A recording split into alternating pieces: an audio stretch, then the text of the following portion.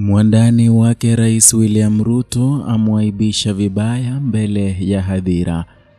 Hujambo na karibu kwa taarifa zetu za Kenyascope na kumbuka kusubscribe.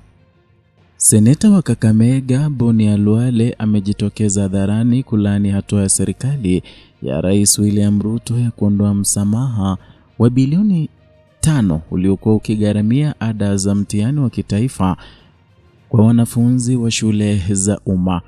Uamuzi huu ambao umetangazwa na Wizara ya Fedha umekosolewa vikali na viongozi wa kisiasa pamoja na wananchi waliokuwa wakitegemea mpango huo kuwasaidia watoto kutoka familia zisizojiweza. Akiwahutubia wakazi wa eneo la Lurambi katika kaunti ya Kakamega mnamo Jumamosi Mei mwaka 2025, Seneta Khalwale alieleza kuwa hatua hiyo itakuwa na madhara makubwa kwa watoto wa familia maskini ambao sasa watalazimika kuacha masomo kutokana na kushindwa kumudu ada hizo. Alisisitiza kuwa mfumo huu mpya umekandamiza juhudi za kuhakikisha usawa wa elimu na utaongeza pengo kati ya matajiri na maskini katika sekta ya elimu. Kwa mujibu wa Khalwale, tayari wanafunzi wengi wameshindwa kuendelea na masomo kutokana na changamoto zinazosababishwa na mtaala wa CBC na mfumo tata ufadhili wa elimu ya juu ulioanzishwa hivi karibuni. Alieleza kuwa hatua ya kuwalipisha wanafunzi ada za mtihani ni mwendelezo wa mzigo unaowekwa kwa familia zisizo na uwezo na tajriba, na vilevile ni jambo ambalo linaweza kupelekea taifa kuwa na mfumo wa elimu unaohudumia matajiri pekee.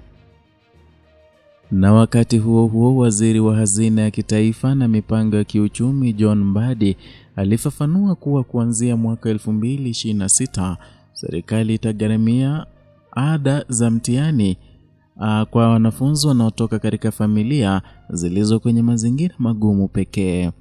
Akizungumza katika mkutano wa bajeti, Mbadi alieleza kuwa idadi ya wanafunzi wanaotarajiwa kufanya mtihani ya kitaifa mwaka huo itafika takriban milioni 3.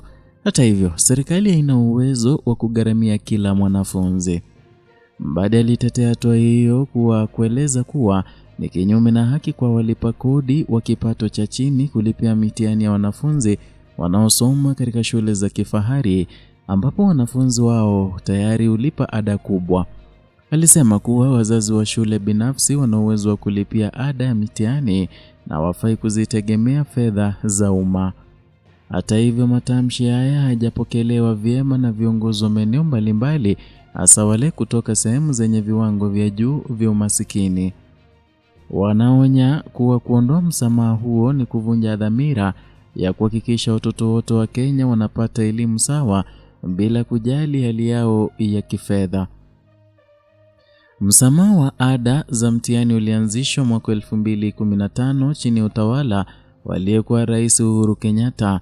Hata sehemu ya mpango wa kuimarisha uwiano wa usajili wa mtihani na kuhakikisha watoto wote wanamaliza shule ya msingi na sekondari wanaweza kufanya mitihani bila vikwazo vya kifedha. Hatua ya kufuta sasa unatisha kuyumbisha sera za serikali ya 100% ya uhamishaji wa wanafunzi kati ya viwango vya elimu. Wazazi, walimu na viongozi wa mashinani wanatarajiwa kuendelea kulalamikia hatua hii, huku mashinikizo yakiendelea kwa serikali kutafuta njia mbadala ya kuhakikisha watoto na maskini hawatengwi katika mfumo wa elimu ya taifa.